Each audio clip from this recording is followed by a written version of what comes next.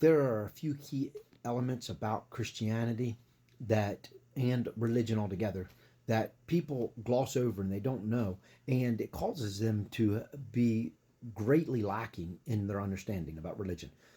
Stick with me to the end, and I think I'll help you out.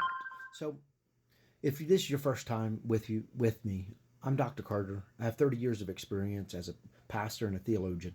I carry 4 degrees, 3 in theology, 1 in history.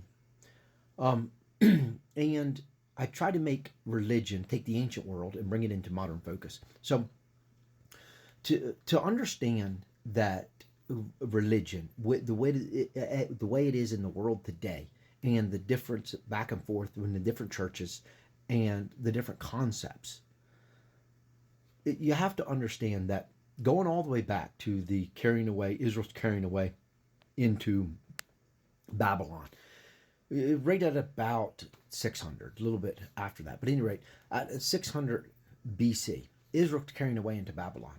After that, they're all the way up to the destruction of Israel, or the time of Christ, and 70 years after, 40 years after.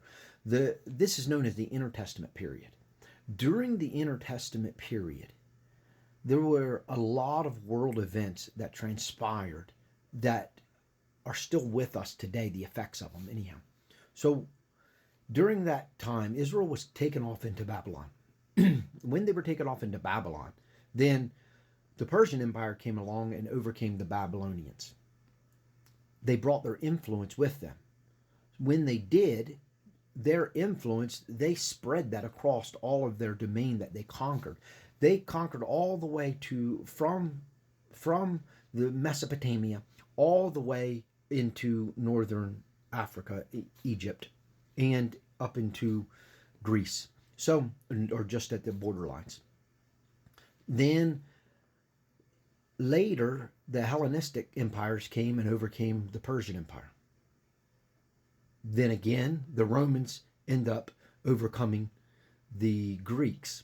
Well, each time this took place, the authority and the rulership of Israel was switched to the ruling empire.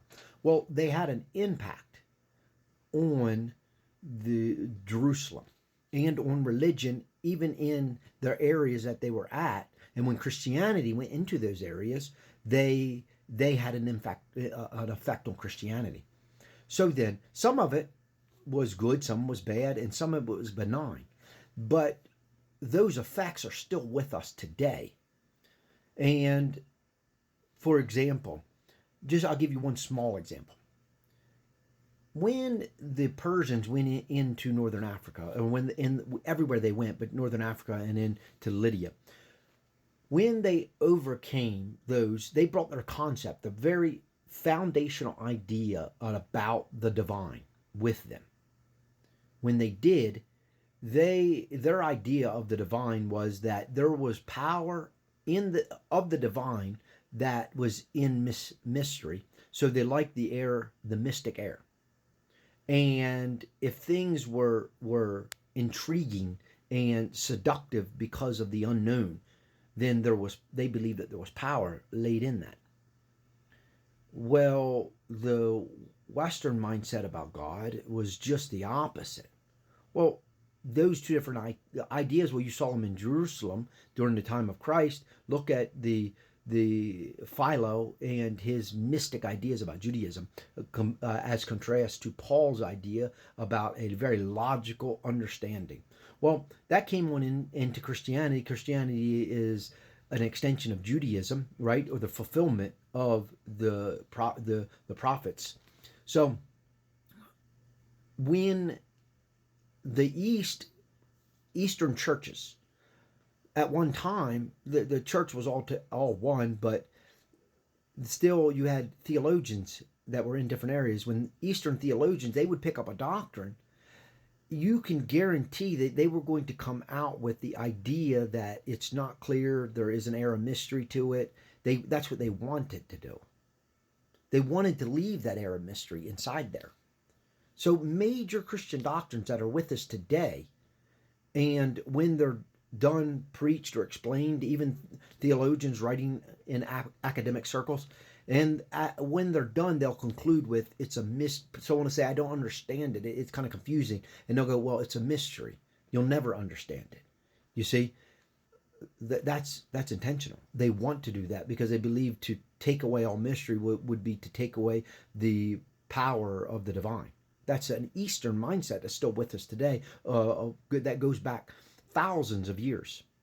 Then if a doctrine was developed in the West, well, the West, from the Roman judicial mind, it wants everything to be logical from beginning to end, to have a syllogistic chain that you could trace all the way through.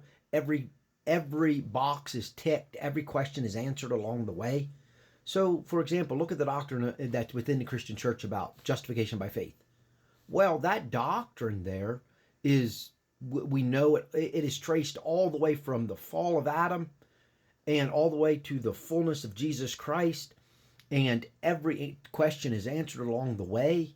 Every box is ticked. There's not a mystery in it. It's not, when it's all said and done, the Christians go, I don't understand it. It just seems so confusing. No, they understand what's being said. Well, you know that doctrine was picked up by Western theologians. And it was argued amongst them and finally concluded amongst Western theologians in the early church.